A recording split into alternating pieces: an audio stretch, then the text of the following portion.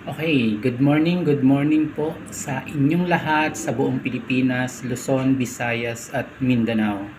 Good morning po at welcome po dito sa ating Tabsong Viewpoint Channels. So maraming salamat po sa mga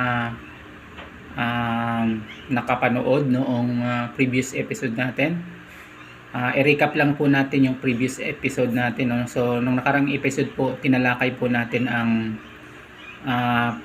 fake news peddler at vlogger influencer. Sino-sino po ba yan? So, again, binanggit po natin doon na doon sa sinagawang TRICOM hearing sa Congress, lahat po nung na-invite doon na resource person is ina-accuse po na ano sila, fake news peddlers and vlogger influencer. So, may susunod pong hearing sa April 8, tentative po yun. Abangan po natin kung sino-sino pa yung ibang a-attend dun sa hearing. So sila po yung inaakusahan na di umano ay fake news peddlers and vloggers, influencers. So yan pong mga yan ay makikita ninyo sa Facebook, sa YouTube, sa lahat ng platform na kung saan sila ay may malaking followings.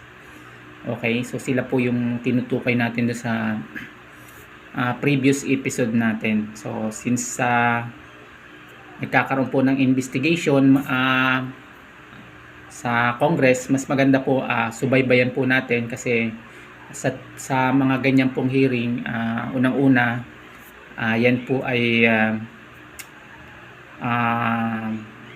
transparent po ang hearing dyan sa mga ganyan sa Congress.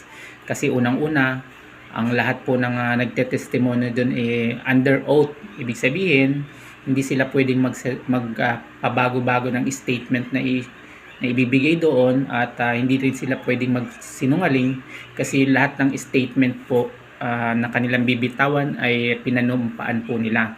So yun po yung gusto kong iparating sa mga nakakapanood nito na tayo po ay magtiwala sa ating gobyerno yung sa pagkakandak nila ng hearing na ganyan kasi tayo mismo po bilang nanonood doon sa mga ganyang committee hearing, nakikita po natin mismo tayo kung paano po nila sinasagawa yung hearing. So nakikita po natin kung yung pong hearing ay may pagka tinatawag na bias or may pinapaboran or may pinoprotektahan, tayo po ang magiging judge noon. So hindi dapat po natin basta dinidismiss yung mga ganyan na hearing kasi marami po tayo nakikita sa social media na kung magbigay sila ng komento about sa hearing, puro daw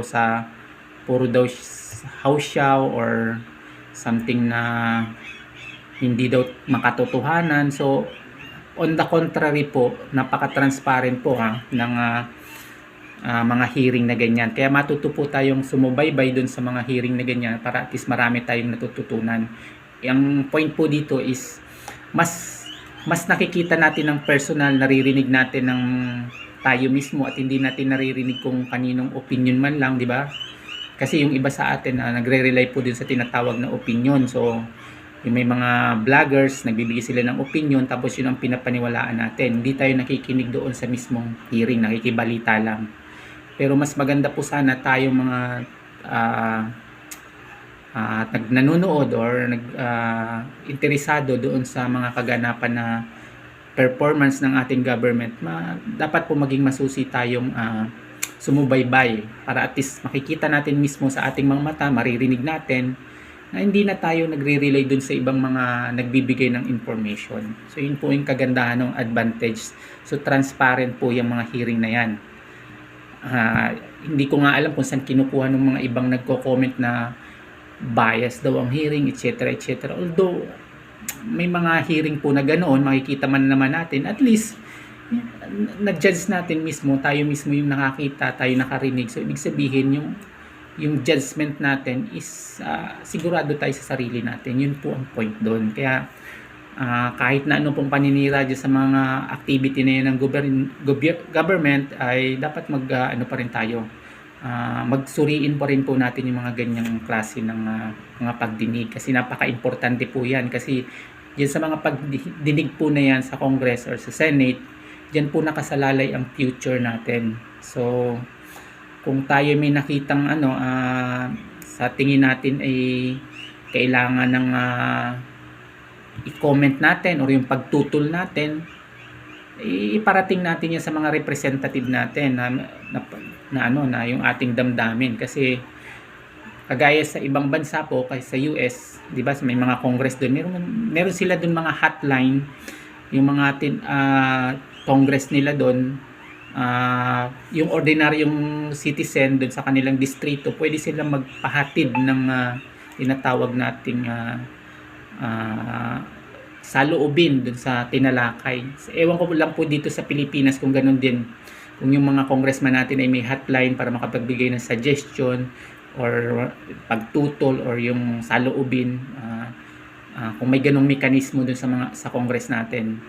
So mahalaga po kasi na tayo mga botante nagpa-participate tayo sa ganung mga aktibidad para at least nalalaman ng mga ibinoto natin na yung akin palang mga constituent ay very active at may pakialam pala sa politika. So yun po yung aking masasabi na dapat nating laging exercise, maging involved po yung ating komunidad sa pagbibigay ng salubin. Kaya lang dun kasi nga po nagkakaroon ng problems about sa fake news, kasi nga yung community natin supposedly ang natatanggap nila na information dapat po ay totoo, hindi siya gawa-gawa o yung tinatawag na false information na pumapasok sa tinatawag nating fake news. So napaka-importante po talaga na dapat labanan natin ang fake news, kasi yan po may tinatawag yung mga negative effects. So yun yung pong topic natin ngayon. Sino po ba yung mga target ng fake news at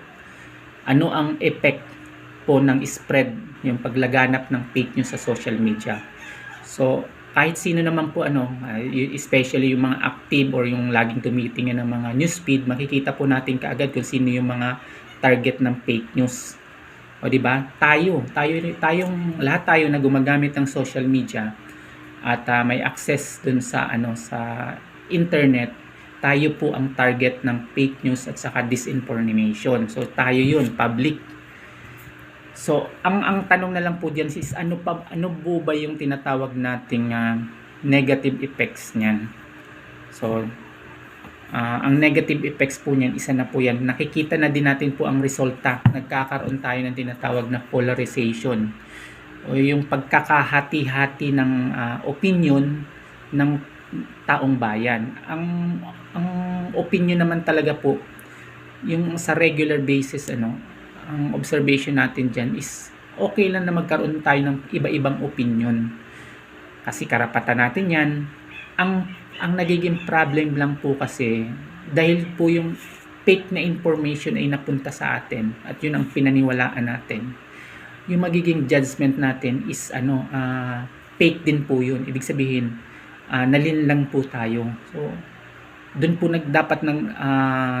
dapat nagkakaroon ng distinction kung ano ba yung fake news na nakakasama sa public, and then yung opinion ng individual na kagaya natin na healthy at para sa ikabubuti ng bansa. So yun po yung distinction. So yan sa hearing na ginagawa po diyan sa Congress, yan po ang balak nilang gawa ng solusyon. So magkaroon ng distinction, yung tinatawag natin na fake news at misleading information versus dun sa authentic na opinion ng individual na tao na kagaya natin, which is karapatan natin yun. So hopefully po, umaasa po tayo dyan sa congressional hearing niya na mag-come up sila ng batas or yung clear definition tinatawag na fake news at saka disinformation, para at least maging gabay po yan sa atin na lahat ng tao na very active dun sa social media. Dapat magkaroon tayo ng gabay kung paano natin tatratuhin or paano natin i-interpret yung mga nababasa natin online. So sana po magkaroon ng mabilis na action diyan ang Congress para mai-correct po yung yung years of proliferation ng tinatawag nating fake news na kitang-kita naman natin yung negative effect. So kung familiar kayo dun sa mga news natin ngayon, makakakita kayo ngayon ng mga news kagaya nung mga OFW daw natin, inuudyukan daw di umano na magkaroon ng zero remittance. Imagine guys, hahantong tayo dun sa ganung senaryo na pati ang ekonomiya natin, pati yung mga OFW natin madadamay dun sa mga ganyang gawain na hindi nakakabuti sa OFW, hindi nakakabuti sa bansa natin. So nagpapabagal lang yan guys sa pag-unlad ng Pilipinas. So yun po yung dapat na i-correct ng ating gobyerno.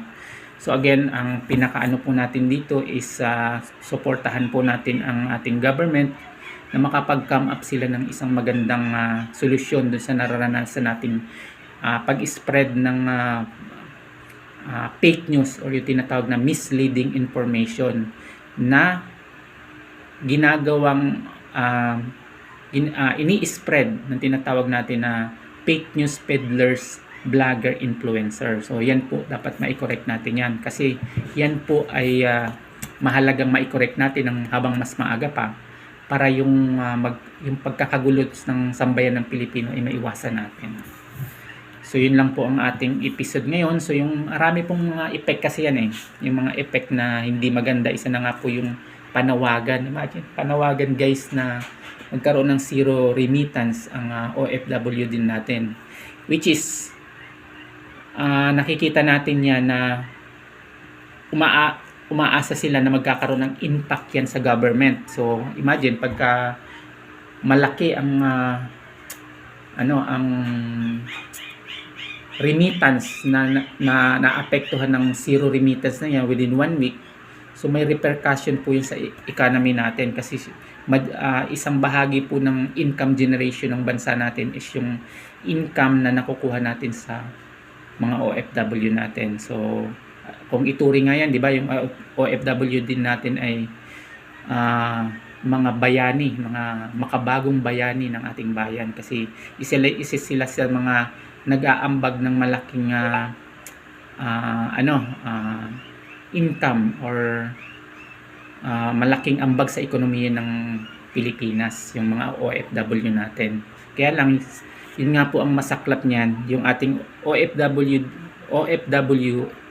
natin ay nagagamit or nagiging kasangkapan pang politika. So yun po yung natin dapat mai-correct natin sa lalong madaling panahon. So yun lang po ang ating ngayon talakayan. So kung may mga comment po kayo, paki-comment na lang po dyan sa ating comment section para at least mabasa natin sa mga susunod na natin na episode. Actually ito pong tabsong natin is continuous ito at nakalaan po ito sa katotohanan at saka sa sa future ng ating bansa. So yun po dinidedicate natin itong tabsong para sa pagiging pro-Philippines natin. So sa mga hindi pa po naka-subscribe, please paki-like yung ating episode and then subscribe na din po kayo kasi plano natin dito is magabayan natin ang mga kababayan natin sa tamang information, pag-unlad ng Pilipinas at saka syempre yun lang po.